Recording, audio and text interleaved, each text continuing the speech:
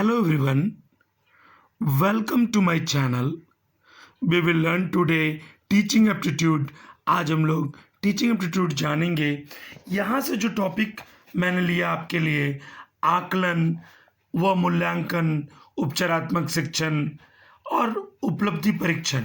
Okay, ये जितने भी क्वेश्चंस होंगे ये ना केवल आपके केवीएस के लिए बल्कि एनवीएस, इसके साथ साथ यूजीसी नेट के लिए भी बहुत ही महत्वपूर्ण होंगे। सो वीडियो को स्किप ना करें, पूरा वीडियो देखें और अपने नॉलेज को इंक्रीज करें। अगर आप हमारे चैनल पर नए हैं तो जल्दी से चैनल को सब्सक्राइब कर लें ताकि हर वीडियो का नोटिफिकेशन सबसे पहले आपको मिले। तो हम लोग पहले क्वेश्चन को जान लें। पहला क्वेश्चन क्या है? निम्नलिखित में से किसके परिणामों के आधार पर उपचारात्मक शिक्षण भली भांति संचालित किया जा सकता है? ए, संप्राप्ति परीक्षण, बी, संचयी अभिलेख, सी, निदानात्मक परीक्षण, डी, मानक। देखिए, केवीएस पीआरटी परीक्षा 2017 में आया हुआ प्रश्न है। आप इसे सॉल्व करें, इसका उत्तर दें। इसका सही उत्तर क्या होगा? Okay, it's answer is C, निदानात्मक परीक्षण। अब देखिए, ये जो निदानात्मक परीक्षण के आधार पर ही उपचारात्मक परीक्षण को भली भांति संचालित किया जा सकता है। एक छात्र को व्यक्तिगत रूप से समझना अति आवश्यक होता है। तो उसकी दुर्बलताएं कहाँ हैं, उचित ज्ञान उसे मिल रहा है कि नहीं मिल रहा है, ये कैसे आप समझेंगे? तो ये निदानात्मक प्रणाली से समस्याओं की पहचान आप करेंगे, उसके उपचार करेंगे। Come to the second number question. यदि यह कहा जाए कि कक्षा 7 के बच्चों को लिखना पढ़ना नहीं जानते, तो इस परिस्थिति का सबसे महत्वपूर्ण कारण क्या रहा होगा? आपको बतानी है। अब प्रश्नों को पढ़ लें। यदि यह कहा जाए कि 7 के बच्चे को लिखना पढ़ना नहीं जानते, तो इस परिस्थिति का सबसे महत्वपूर्ण कारण क्या रहा होगा? ए, विद्यार्थियों का मंदबुद्धि होना, बी, अभिभावकों की लापरवाही, सी, अवरोध रहित नीति, डी, सतत एवं व्यापक मूल्यांकन का असंवेदनशील प्रयोग। देखिए, ये टीजीटी केवीएस में आया हुआ सवाल है, यानी ये प्रश्न है 2017 में आया हुआ। इसे आप सॉल्व करें, इसका उत्तर दें।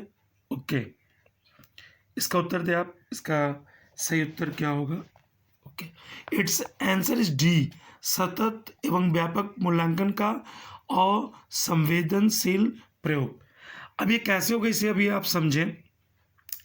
यानी यदि यह कहा जाए कि कक्षा 7 के बच्चों को लिखना पढ़ना नहीं जानते हैं, तो इस परिस्थिति का सबसे महत्वपूर्ण कारण सतत एवं व्यापक मूल्यांकन का असंवेदनशील प्रयोग है।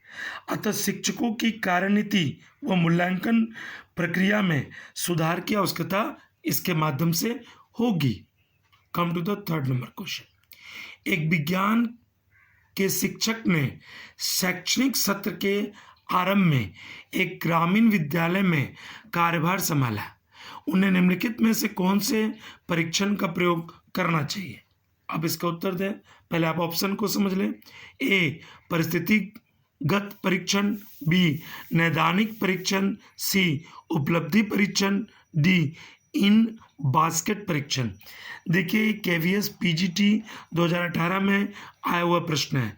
इसे आप सॉल्व करें। आप थर्ड नंबर का उत्तर दें कि इसका सही उत्तर क्या होगा। आप प्रश्नों को पढ़ लें।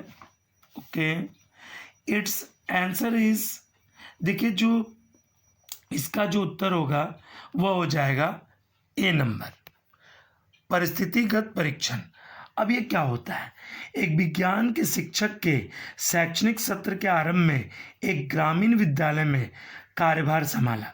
चलिए ठीक है, उन्हें परिस्थितिगत परीक्षण का प्रयोग करना चाहिए, क्योंकि इसके आधार पर शिक्षक छात्रों को स्थान को व छात्रों के मानसिक स्तर के अनुरूप किस शिक्षण प्रणाली को अपनाना है इसे समझ सकते हैं। Okay, come to the fourth number question. Fourth number question को भी जान लें। निम्नलिखित में से क्या उपलब्धि परीक्षा का उद्देश्य नहीं है? ए, यह जानना कि छात्रों ने क्या सीखा है, बी, यह जानना कि छात्र किन क्षेत्रों में कमजोर है। सी, छात्रों को तेज, कमजोर और औसत वर्ग में बांटना। डी, शैक्षिक लक्ष्यों की प्राप्ति का पता लगाना। अब प्रश्न को देखिए केवीएस पीजीटी परीक्षा 2018 में आया हुआ प्रश्न है, यानी उपलब्धि के बारे में आपको क्या नहीं है, उद्देश्य क्या नहीं है, ये आपको बतानी है। आप इसका उत्तर दें। Okay, it's answer is C, छात्रों को तेज, कमजोर और औसत वर्ग में बांटना। ये उद्देश्य उपलब्धि परीक्षा का नहीं होता है। देखिए, छात्रों को तेज, कमजोर तथा औसत वर्ग में विभाजित करना उपलब्धि परीक्षण का उद्देश्य नहीं है। यानी क्या सीखा छात्रों ने, शैक्षिक लक्ष्यों की प्राप्ति कहाँ तक हुई, छात्रों की कमजोरियों के विषय में पता इसमें लगाया जाता है। बट ये जो सी नंबर जो ऑप्शंस है ये सही नहीं होगा, मतलब नहीं में इसका उत्तर यही होगा। Come to the 5th number question. सतत और व्यापक मूल्यांकन के अंतर्गत मूल्यांकित किए जाने वाले सामाजिक व्यक्तिगत गुणों में निम्नलिखित में से क्या नहीं आता? ए, स्वच्छता। बी, चित्रकला। सी, सहयोग। डी, अनुशासन। देखिए, ये केवीएस पीआरटी परीक्षा 2017 में आया हुआ प्रश्न है।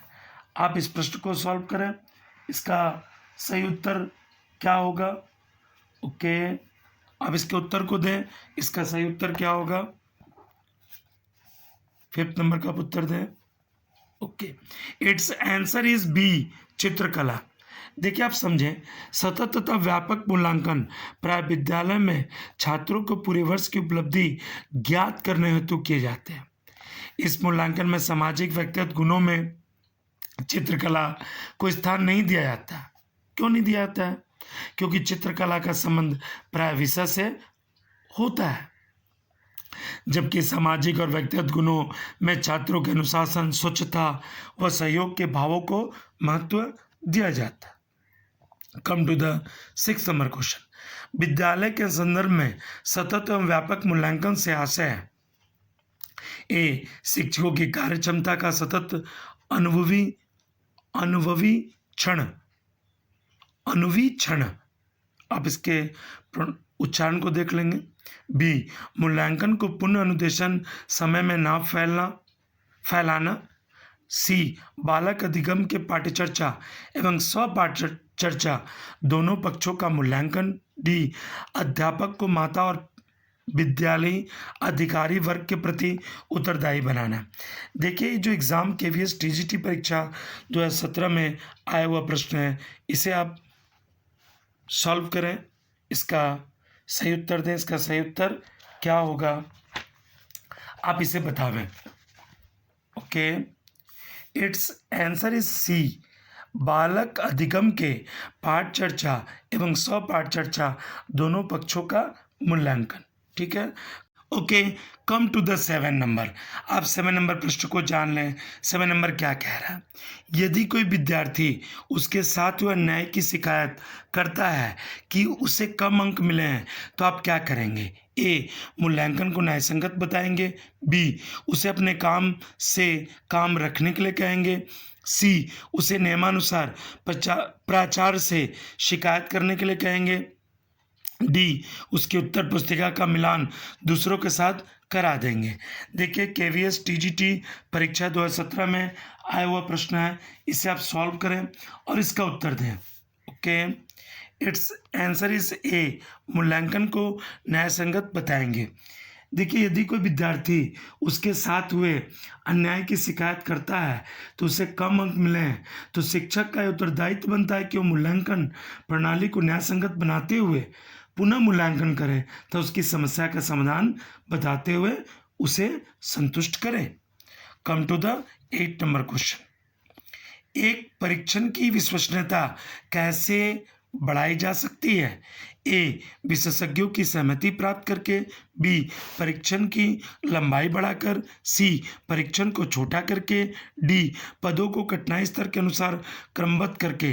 देखिए, ये जो केवीएस टीजीटी परीक्षा 2017 में आया हुआ प्रश्न है, आप 8 नंबर का उत्तर दें। ओके, इट्स आंसर इज ए, विशेषज्ञों की सहमति प्राप्त करके।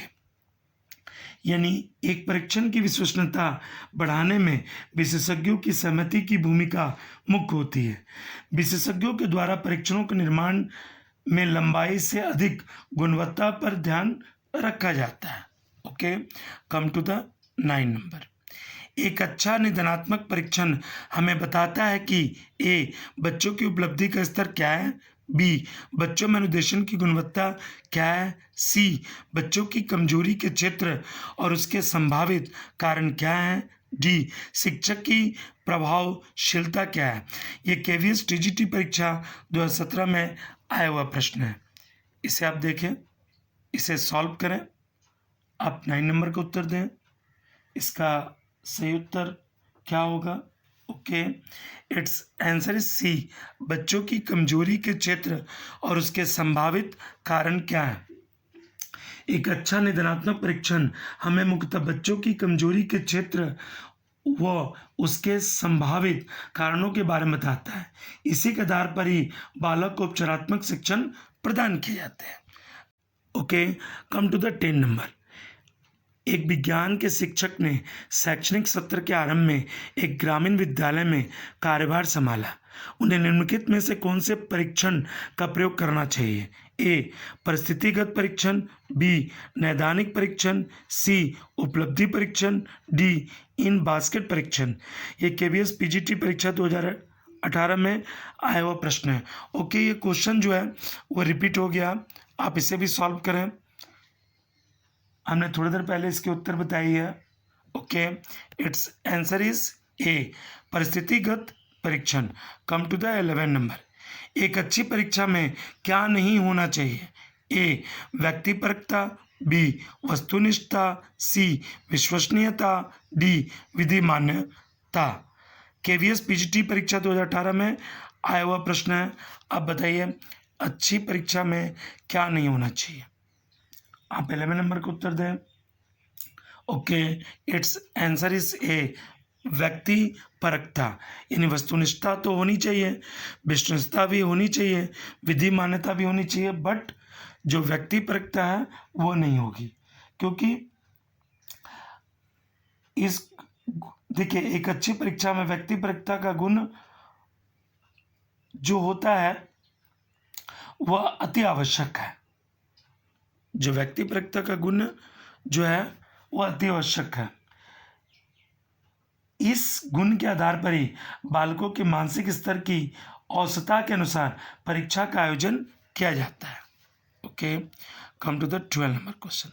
प्रकृति के अनुरूप अध्यापन करने का अर्थ है, यानी प्रकृति के अनुरूप अध्यापन करना का अर्थ है ए, जीवन में कृत्रिम के विरुद्ध प्राकृतिक की ओर वापसी, बी, मानव के विकास प्राकृतिक सिद्धांतों नियमों के अनुसार शिक्षित करना, सी, प्राकृतिक नियमों का अध्ययन करना तथा शैक्षिक प्रक्रिया के लिए उसका उपयोग करना, डी, उपयुक्त सभी। ये केवीएस पीआरटी परीक्षा 2010 में आया हुआ प्रश्न है। आप इसे सॉल्व करें, अब प्रश्नों को समझ लें, आप 12 नंबर का उत्तर दें। इसका सही उत्तर क्या होगा? Okay, it's answer is D, इसका उत्तर हो जाएगा डी, यानी प्रकृति के अनुरूप अध्यापन करने का अर्थ है जीवन में कृत्रिम के विरुद्ध प्रकृति की ओर वापसी, मानव विकास के प्राकृतिक सिद्धांतों के अनुसार शिक्षित करना और प्रकृति नियमों का अध्ययन करना तथा शैक्षिक प्रक्रिया के लिए इसका उपयोग करना। Okay, come to the 13 number. आम अर्थ में शिक्षण अभिक्षमता का अभिप्राय है। आप ऑप्शन को देख लें। शिक्षा देने की तीव्र इच्छा, बी, शिक्षण के प्रति समर्पण, सी, शिक्षा देने की क्षमता रखना, डी, उपयुक्त सभी। आप इसका उत्तर दें। आम अर्थ में शिक्षण अभिक्षमता का क्या अभिप्राय है? यहाँ अभिप्राय आपसे पूछा गया है, आप इसका उत्तर दें। इसका सही उत्तर क्या होगा? Okay, it's answer is D, उपयुक्त सभी, यानी शिक्षा देने की तीव्र इच्छा भी होगी, शिक्षण के प्रति समर्पण भी होगा, शिक्षा देने की क्षमता रखना भी होगा। Come to the 14 number question. आप ये भी जान लें कि केवीएस पीआरटी 2015 में आया हुआ प्रश्न है। छात्रों के सही मूल्यांकन के लिए निम्नलिखित में से किस विधि का प्रयोग किया जाना चाहिए? ए रचनात्मक विकासशील मूल्यांकन, बी सतत मूल्यांकन, सी कोर्स के अंत मूल्यांकन, डी प्रत्येक छमाही पर मूल्यांकन। ये केवीएस पीआरटी परीक्षा 2015 में आया हुआ प्रश्न है। आप 40 नंबर का उत्तर दें। Okay, it's answer is B सतत मूल्यांकन। देखिए, छात्रों के सही मूल्यांकन हेतु मुख्य रूप से सतत मूल्यांकन की विधि का प्रयोग किया जाना चाहिए। सतत मूल्यांकन का अर्थ यहाँ पर निर्धारण की नियमितता यानी यूनिट की परीक्षा की आवृत्ति, अधिगम के अंतरालों का निदान, सुधारात्मक उपायों का उपयोग, ये सब होता है सतत मूल्यांकन में। और सतत मूल्यांकन मुख्य पहलुओं का मूल्यांकन होता है। Come to the 15 number question. एक अच्छी उपलब्धि जांच का एक अभिलक्षण निम्नलिखित में से क्या नहीं है? ए विधि मान्यता, यहाँ पर ऑप्शंस को आप एडजस्ट कर लेंगे। बी विश्वसनीयता, ए हो जाएगा विधि मान्यता, बी हो जाएगा विश्वसनीयता, सी हो जाएगा द्व्यर्थकता और डी हो जाएगा वस्तुनिष्ठता।